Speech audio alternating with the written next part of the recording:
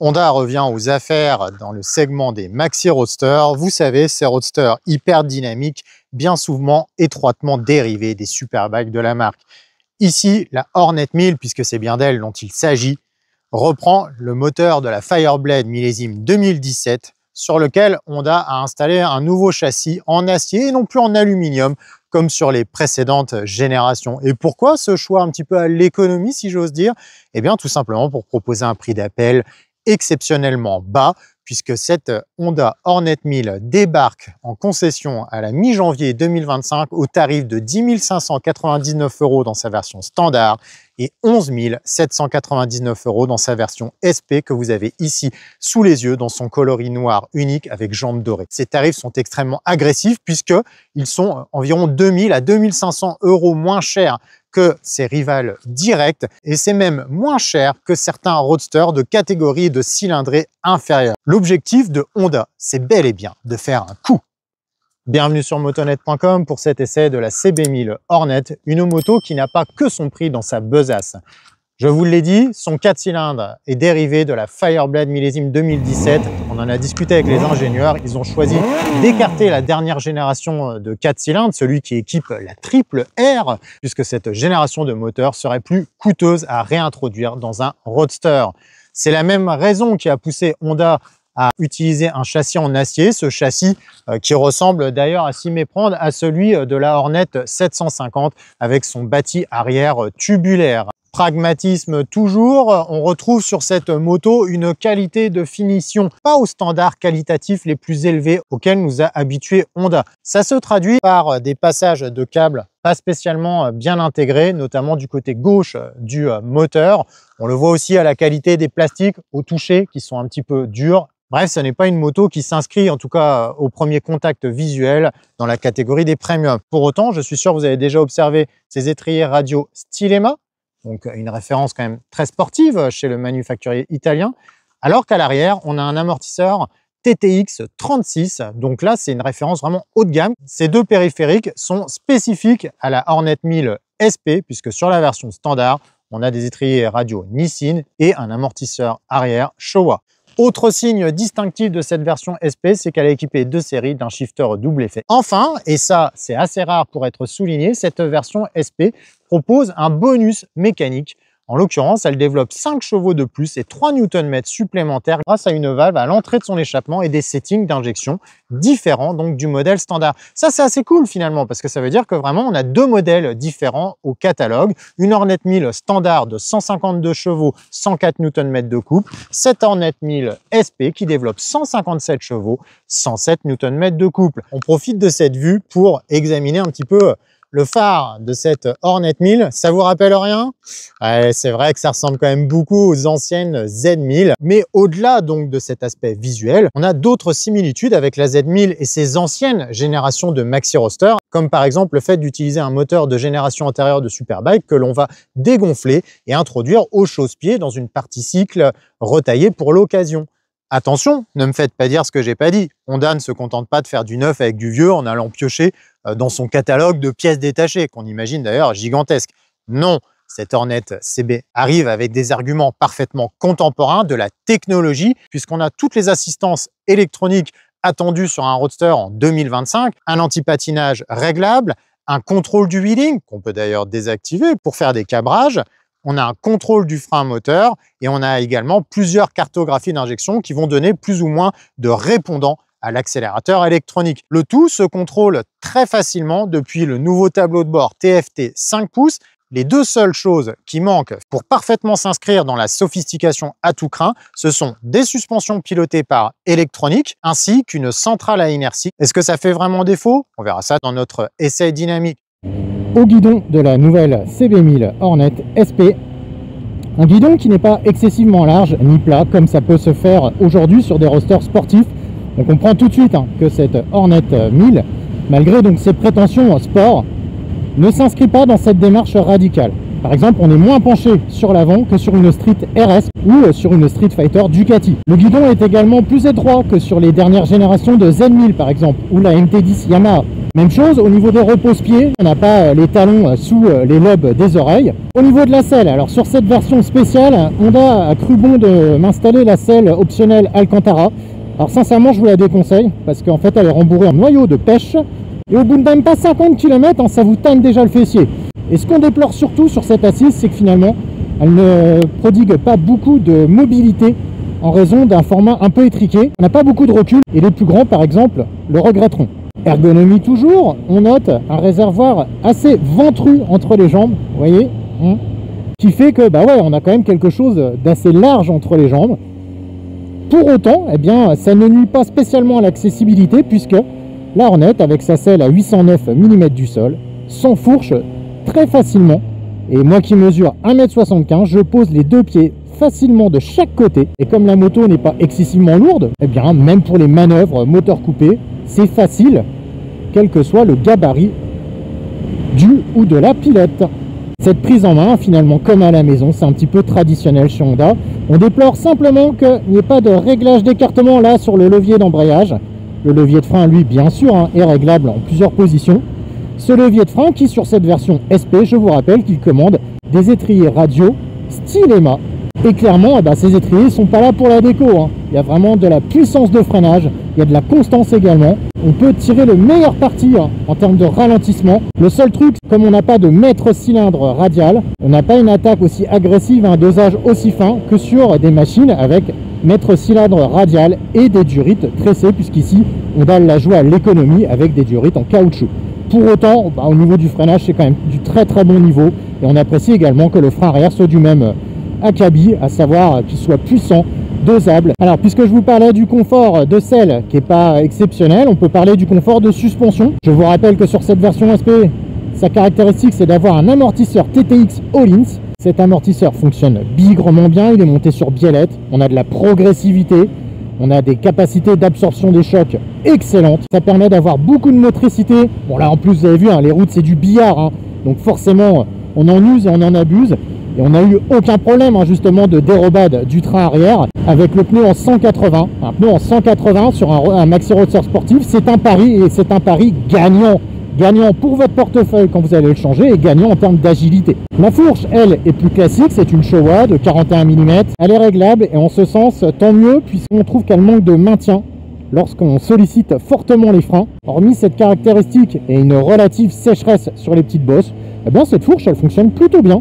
Et elle donne en plus de bonnes informations, ça permet donc de profiter de la précision directionnelle de la machine. En termes justement d'agilité, de maniabilité, elle délivre un véritable festival. C'est-à-dire c'est une machine très très agile.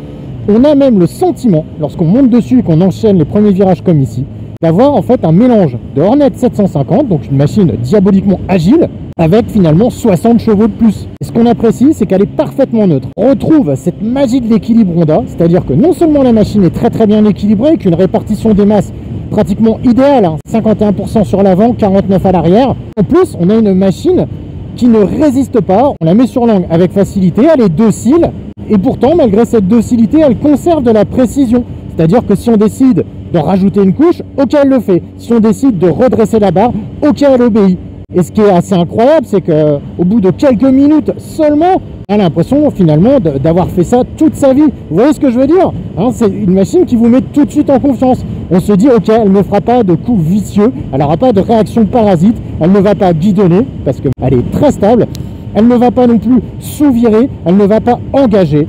Bref, beaucoup de qualités agréables, aussi bien au quotidien dans le cadre d'une conduite à la cool, que lorsqu'on décide de dégoupiller entre guillemets et de faire chanter les chevaux afin d'extirper tout le potentiel de ce roadster sportif. Parlons maintenant du moteur, ce 4 cylindres issu de la Fireblade. Un 4 cylindres qui délivre beaucoup de sensations dans les tours sans véritable surprise au regard de son architecture et de son calage. On est sur un calage à 180 degrés comme un 4 cylindres classique. Pas de calage asynchrone par exemple comme sur le 4 pattes de la MT10. Résultat, eh bien, c'est un moteur qui s'exprime haut dans les tours. En revanche, c'est un moteur qui, dans le bas du contour, ne se montre pas particulièrement expressif. Entre 4 et 6 par exemple, en troisième, les relances sont volontaires mais pas explosives. C'est un moteur qui vibre également dans les repose-pieds à partir de 5000 tours. et dans la selle au-dessus. Alors, est-ce que ce moteur est creux? Non, car Honda l'a retravaillé au niveau de la boîte de vitesse, de l'admission. Donc il est moins creux à mon goût que celui de l'actuel CP1000R. Cependant, il n'est pas aussi démonstratif que peuvent l'être certains moteurs concurrents. Je vous ai parlé de la MT10, on peut également parler de la Tuono V4 de chez Aprilia. Des moteurs qui envoient des grosses sensations aux intermédiaires. Ce n'est pas le cas sur cette Honda 1000 Hornet. Si vous souhaitez que ça tracte fort, il faut la maintenir impérativement au-dessus de 6000 tours. Et c'est à partir de 8000 tours que là, la tempête mécanique se réveille, parce que là, attention, c'est même un ouragan carrément qu'on convoque. Au cap des 10 000 tours, par exemple, en troisième, il est possible, à la faveur d'une dépression sur la route, de faire décoller la roue avant. Ça vous en dit long sur la santé mécanique de ce bloc. Très très énergique, donc dans les tours. C'est ce qu'on retrouvait finalement sur les anciens 4 cylindres, tels que la Z1000, la FZ1. Et on retrouve tout ça finalement en bloc sur cette Hornet 1000. Or, le problème, c'est qu'à 6000 tours en 6ème, vous allez être à 140 km/h. Donc, c'est pas forcément facile de l'exploiter. Alors bien sûr, c'est pas en 6ème qu'on se fait le plus plaisir, surtout sur des petites routes comme ici. Mais bon, à 6000 tours en 3ème, vous êtes à 95 km/h. Donc même s'il y a un étagement de boîte très pertinent sur cette Hornet, évidemment, ce décalage de la puissance, cette exploitation de la puissance vers le haut, incite à rouler vite, trop vite. On en attend un petit peu plus d'un roadster de 160 chevaux aujourd'hui. Cette moto, elle est équipée de série d'un shifter bidirectionnel, c'est-à-dire qui fonctionne à la montée comme à la descente des rapports. C'est un des équipements supplémentaires proposés sur la version SP. Ce shifter, il fonctionne très bien. Il n'est pas accrocheur, il est rapide et il est même d'ailleurs possible de rentrer dans les paramètres du tableau de bord pour régler la réactivité. Alors là, je vous offre une plongée dans l'envers d'une présentation presse, puisque lors d'un lancement presse d'un nouveau modèle, chaque journaliste est filmé, photographié. Je profite de ce moment pour continuer à vous parler de la Hornet et notamment de son instrumentation. On a une instrumentation type TFT couleur, connectée, qui se commande par un commodo rétro-éclairé sur la gauche. Ça, c'est vraiment cool. C'est le même commodo et la même instrumentation que sur la nouvelle NT1100 ou que sur le Forza et XADV 750. On a de la logique sur cet afficheur, et ça, c'est pas toujours le cas. Chez Honda, on pense notamment à l'Africa Twin. Donc c'est assez facile à prendre en main. Il y a toutes les informations disponibles. Il y a une jauge à essence, il y a la vitesse, l'odomètre, le rapport engagé. Toutes les informations sont faciles à consulter, lisibles, même en plein soleil comme aujourd'hui. Ce qu'on apprécie également sur cette instrumentation, c'est qu'il est assez facile de rentrer dans les modes de conduite. Alors ces modes de conduite, ils sont au nombre de 5. Je vous les fais défiler. Là, vous avez le mode standard, le mode sport, le mode rain, et vous avez 2 modes personnalisables. Ça veut dire quoi? Ça veut dire que vous allez par exemple pouvoir intervenir sur l'intensité du répondant de l'injection, sur 3 niveaux. Vous allez pouvoir intervenir également sur l'intensité du frein moteur, là aussi sur 3 niveaux, et sur le contrôle de traction que vous pouvez donc mettre de façon très intrusive, peu intrusive, voire le désactiver complètement. Alors à titre d'info, moi j'ai réglé l'intensité de l'injection sur le premier niveau. Pourquoi? Parce que par défaut c'est au milieu et je trouve que le répondant de l'injection est un peu brutal, un petit peu rugueux. Lorsqu'on ouvre et ferme l'accélérateur, il y a une petite secousse qui se fait sentir. C'est pas le plus confortable, notamment en ville, pour faire des manœuvres. Et c'est pas non plus le plus confortable lorsqu'on remet les gaz en sortie de courbe. Du coup, je l'ai mis sur le 1 et là, ça va beaucoup mieux. Que peut-on conclure de ce premier essai de la CB1000 Hornet version SP? Et bien que cette moto, si elle ne réinvente pas le genre des maxi roadsters sportifs, elle met néanmoins un coup de pied dans la fourmilière. Pourquoi? Eh bien entendu, en raison de son prix. Je vous rappelle que la version standard est à 10 599 €, la version SP que vous avez sous les yeux à 11 799 €, soit des prix suffisamment agressifs pour que cette Hornet file le bourdon à ses rivales. Excusez-moi le jeu de mots, il fallait que je le fasse. Mais au-delà de ce prix, cette moto a d'autres qualités à revendre, du tempérament moteur, même s'il est situé dans les tours, Et il réunit aussi toutes ces qualités qu'on apprécie chez un 4 cylindres, à savoir cette rondeur mécanique, à savoir cette souplesse exquise. Il est possible de rouler en 6e à 1500 tours minute. Par contre, c'est vrai qu'on déplore ces vibrations. Ça aussi, c'est un peu un tempérament à l'ancienne des 4 cylindres, on s'en serait bien passé. On regrette également que son injection ne soit pas parfaitement calibrée, notamment lorsqu'on déclenche les cartographies les plus sportives. Ce moteur, il est parfaitement secondé par cette ribambelle d'aide électronique dont nous avons parlé, qui fonctionne très bien. Moi, ce que j'ai apprécié, c'est le contrôle du frein moteur qui permet justement de rajouter du frein moteur en entrée de virage. C'est une caractéristique à laquelle je suis sensible. Ça permet d'aider au ralentissement de la moto. C'est agréable parce que ça donne un peu plus de coffre. Au-delà du coffre, la sonorité qui est bien développée sur cette moto. Dommage que ce silencieux soit si moche. Puisqu'on parle de silencieux, je vous ai dit en introduction que Honda avait installé une valve sur ce modèle SP. Si vous souhaitez changer d'échappement, il faut remettre un échappement adaptable qui comprendra également une valve. Au niveau de la partie cycle, une moto très bien suspendue dans cette version SP. La moto est bigrement agile, alerte, réactive, au point d'ailleurs, à notre avis, d'être en mesure d'aller titiller des motos de cylindrée inférieure. Ce qui signifie que Honda va pouvoir jouer sur les deux tableaux en quelque sorte. Des défauts, oui, on en a relevé. Je vous ai parlé des vibrations moteurs, de l'injection. Je vous ai dit aussi que ce moteur n'était pas le plus démonstratif au bas régime et aux intermédiaires. Et on a parlé également en introduction d'une présentation générale qui, si elle n'est pas ingrate, ne peut pas non plus être portée au nu. Maintenant, on regarde son prix, bah là, désolé les gars, on ne peut pas dire qu'il y a vol, c'est impossible. Alors ok, elle n'a pas d'IMU, ok, elle n'a pas les suspensions électroniques, mais sincèrement, là, on a fait 150 km là dans la journée, ça nous a pas manqué. Qui a la sensibilité nécessaire aujourd'hui sur route ouverte pour sentir les bénéfices d'une centrale à inertie? Quant aux suspensions électroniques, nous on apprécie la polyvalence que des suspattes électroniques peuvent procurer à une moto, puisqu'on peut passer d'un mode tapis volant à un mode très très ferme. Mais là, sur cette Hornet 1000, on a un compromis qui est super intéressant, un compromis que j'ai envie de qualifier de subtil. Alors bien sûr que certaines de ses rivales vont offrir un champ d'action plus large grâce à leur suspension pilotée, mais à quel prix? Les rivales de cette Honda CB1000 Hornet, ces rivales, elles se divisent en deux camps. D'un côté, ses compatriotes comme la Suzuki GSX S1000 qui utilisent également le même type de solution, à savoir un 4 cylindres dérivé de la Superbike, la GSX-R en l'occurrence. Par contre, on a une partie cycle un peu plus élaborée sur la Suzuki puisque on est en présence d'un cadre en aluminium. Et pourtant, la Suzuki, eh bien, elle fait 214 kg. Comme quoi, finalement, vous voyez, à l'alu, ça fait pas tout sur une moto.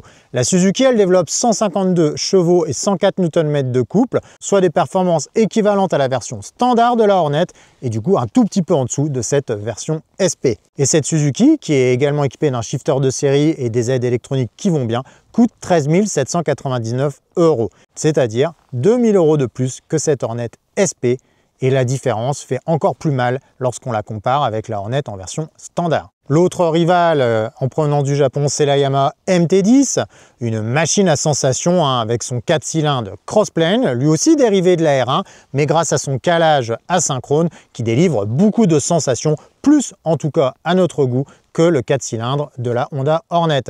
Ce moteur développe 166 chevaux, un petit peu plus que la Honda, et surtout 112 Nm de couple. Ça, le couple, c'est quand même très important justement dans les sensations. La Yamaha pèse 212 kg et coûte 15 999 € en version standard, encore plus dans sa version SP. Là, vous voyez l'écart comme il se creuse par rapport à la Hornet.